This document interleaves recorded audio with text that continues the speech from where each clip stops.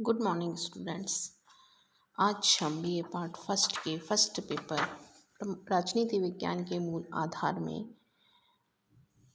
Hegel की आदर्शवादी अवधारणा के बारे में अध्ययन करेंगे। हीगल का आदर्शवाद उग्र आदर्शवाद भी कहा जाता है। हीगल ने आदर्शवाद की बहुत ज़्यादा प्रगति की। हीगल पर कांट, रूसो, प्लेटो का बहुत अधिक प्रभाव पड़ा है।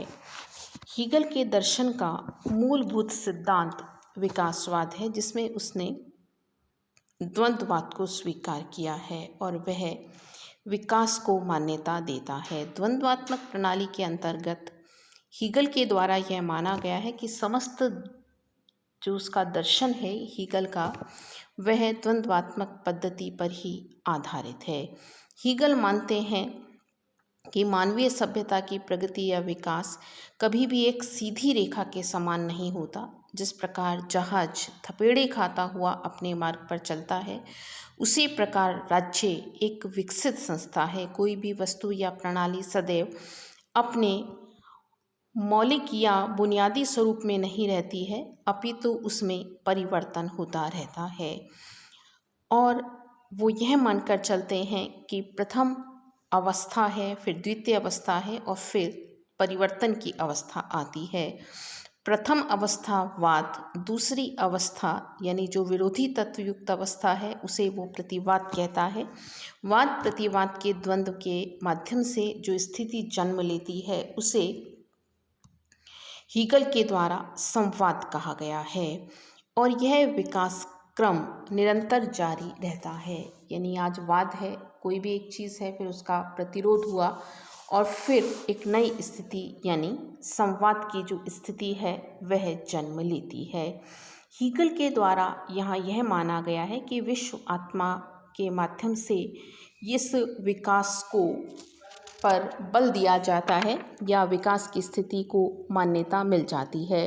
प्रकृति जो है वह विकास में अपना योगदान देती है। हीगल की ये जो द्वंद्ववादी अवधारणा है, इस द्वंद्व के माध्यम से ही वो यह मानकर चलता है कि समय गतिशील है और निरंतर प्रगति होती रहती है और इसमें मात्रात्मक परिवर्तन, गुणात्मक परिवर्तन आता रहता है। नेक्स्ट है हीगल के राज्य संबंधी विचार। राज्य को हीगल एक नैतिक संस्था मानते हैं तथा उनके राज्य संबंधी जो विचार हैं वो कुछ बिंदुओं के आधार पर हम देख सकते हैं। पहला है राज्य की उत्पत्ति। राज्य की उत्पत्ति की व्याख्या द्वंद्ववादी प्रणाली से की जाती है। परिवारवाद है, समाज प्रतिवाद और संवाद वह राज्य को मानता है। राज्य में सहयोग और संघर्ष दोनों ही दिखाई देते हैं। हीगल का मानना है कि राज्य अंतिम और सर्वोत्तम है। नेक्स्ट है राज्य की प्रकृति संबंधी विचार। हीगल के दर्शन के अनुसार विश्व आत्मा के विकास अथवा अभिव्यक्ति की सर्वश्रेष्ठ तथा सर्वोच्च अवस्था है। राज्य पृथ्वी पर ईश्वर की यात्रा है। राज्य एक सर्वोच्च उपलब्ध नैतिक विचार है। यह प्रजा का सर्वोच्च मूर्त रूप तथा यथार्थ का संरक्षण है। नेक्स्ट है राज्य साध्य है और व्यक्ति साधन। जिस प्रकार संपूर्ण अपने अंगों से बड़ा होता है, जिस प्रकार शरीर हमारे अंग से सर्वोच्च है, उसी प्रकार राज्य साध्य है और व्यक्ति को हीगल साधन मात्र मानते हैं। राज्य एक स्थायी संस्था है जो अपने नैतिक गुणों के कारण व्यक्तियों के भाग्य की सच्चे निर्णायक है। राज्य एक विकसित संस्था के रूप में देखी जाती है। नेक्स्ट है राज्य और स्वतंत्रता का संबंध। हीगल ने राज्य को साध्य और व्यक्ति को साधन माना है। इस प्रकार उसने सर्वसत्तावादी राज्य का समर्थन किया है। यानी जो राज्य है वो तानाशाह है, वह अंतिम है, वह जो कहता है वही सर्वोच्च है। राज्य स्वतंत्रता का मूर्त रूप है। राज्य के कानून तथा उसके आदेशों का पालन करने में ही व्यक्ति की स्वतंत्रता निहित होती है। उनका यह मानना है कि स्वतंत्रता से अधिक राज्य महत्वपूर्ण है। राज्य और समाज का संबंध। हीगल ने राज्य को समाज से भी उच्च माना है। वे राज्य को साध्य और समाज को साधन मानते हैं। राज्य पूर्ण अभिव्यक्ति है, अतः राज्य के अधीन समाज है। नेक्स्ट है राज्य नैतिकता का स्रोत है। हीगल का मानना है कि राज्य नैतिकता का स्रोत है।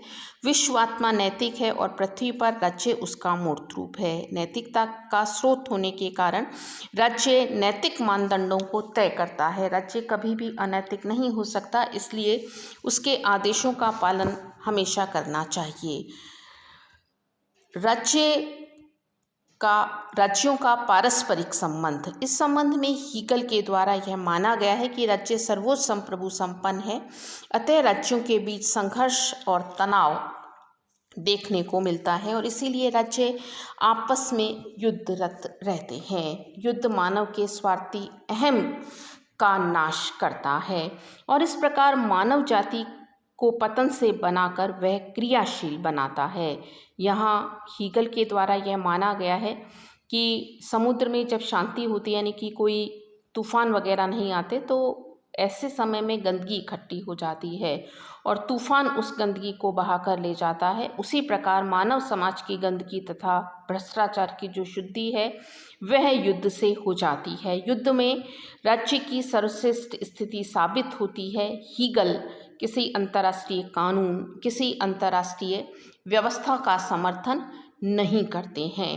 हीगल का शासन संबंधी विचार, सरकार कैसी हो, इस संबंध में हीगल लोकतंत्र विरोधी हैं और उन्होंने राजतंत्र का समर्थन किया है। यानी हीगल राजशाही को सर्वश्रेष्ठ शासन के रूप में देखते हैं। राजा सर्वे सर्वा है। राज्य के 3 अंगों को हीगल के द्वारा मान्यता दी गई है: व्यवस्थापिका, कार्यपालिका और न्यायपालिका। हीगल ने द्विसदनात्मक व्यवस्थापिका को स्वीकार किया है और वो कहते हैं कि दूसरा सदन निर्वाचित होना चाहिए। मताधिकार सीमित लोगों को देने की बात वो करते हैं और उनका मानना है कि केवल शिक्षित और धनी वर्ग को ही मत देने का अधिकार है। नेक्स्ट है स्वतंत्रता की अवधारणा। निरपेक्ष स्वतंत्रता और व्यक्तिगत स्वतंत्रता का विरोध उन्होंने किया है। व्यक्ति एक नैतिक प्राणी है और व्यक्ति राज्य का एक अंग है, राज्य से वो अलग नहीं रह सकता।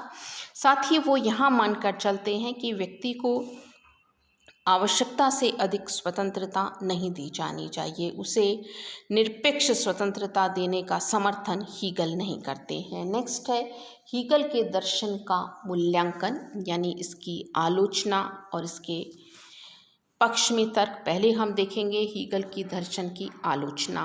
पहली आलोचना है, हीगल एक सर्वशक्तिमान और निरंकुश राज्य के उपासक हैं। एक सर्वाधिकारवादी राज्य की धारणा में विश्वास करते हैं। उग्र राष्ट्रवादी हैं। व्यक्ति की स्वतंत्रता को राज्य पर वे बलिदान कर देते हैं। व्यवहारिक दृष्टि से अगर हम देखें तो हीगल आत्मिक दासता, शारीरिक अधीनता को स्वीकार करते हैं, जो कि अनुचित है।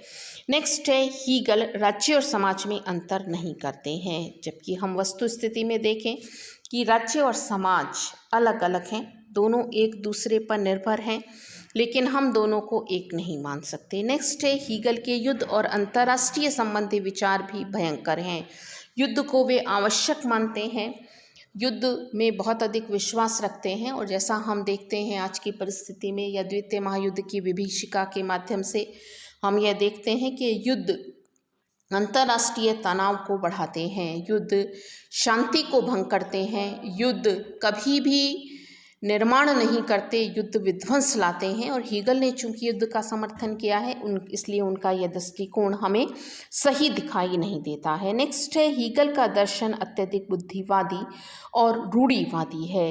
हीगल अत्यधिक दार्शनिकता के कारण रूढ़िवादी हो गए हैं, जबकि हम प्रगति को, विकास को मान्यता देते हैं और हीगल के दर्शन में हमें प्रगति और विकास दिखाई नहीं देता है। नेक्स्ट है हीगल का आदर्श क्रूरतावाद है।